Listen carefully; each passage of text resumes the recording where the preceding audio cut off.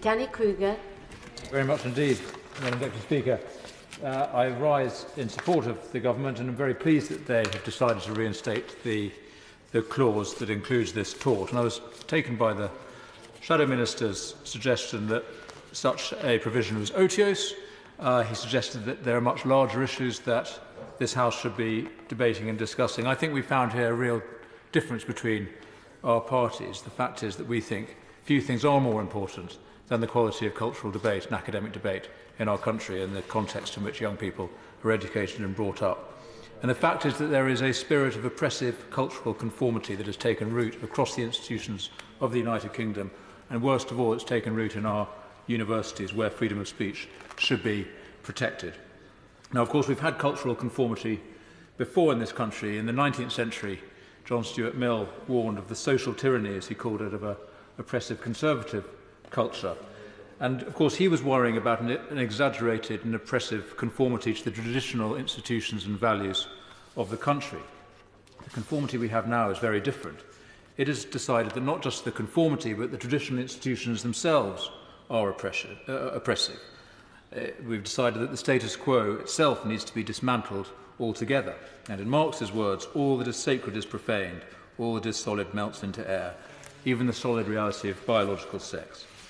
And so we need counter-revolutionary voices, voices of people who believe in this country and its values, who are proud of our history, who believe in biology, in the rights and obligations of parents, and other common-sense ideas. They need the freedom to speak without fear of abuse, of being cancelled, silenced, and losing their job.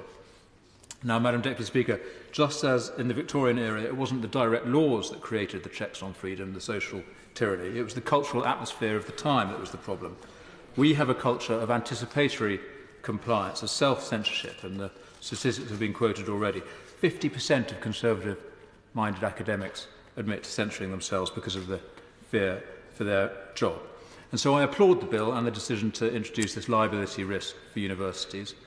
I've been perplexed by the points made by members opposite, the suggestion that for some reason universities will decide to close down clubs and societies because of this bill. Of course, the opposite is the fact. If they close down a society or a club, they would fall foul of this bill. This is the best possible protection for the freedom of speech that we need on our campuses.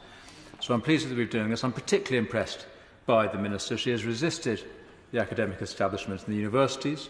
She's resisted our establishment in the other place, and no doubt in her own department, to stand up for the principle of free speech and the importance of this tort. She is brave and principled and aligned with the values and the interests of the people of this country, not the progressive elite. Now, she's talked about the progressive monoculture that we need to avoid, and I suggest, Madam Deputy Speaker, that a progressive monoculture is much worse than a conservative monoculture. Both are bad, but a progressive monoculture is properly totalitarian. And that's why I want to finish by appealing to the front bench opposite. If ever in some distant day they take power in this country, that they should not undo this legislation, and this tort in particular, because they need to look behind them.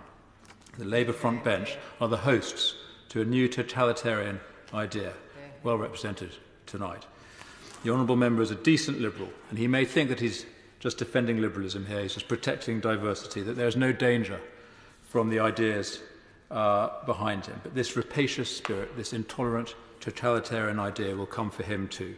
And the Labour front bench should support this bill, with the tort included, to ensure and defend free speech and ultimately to save themselves.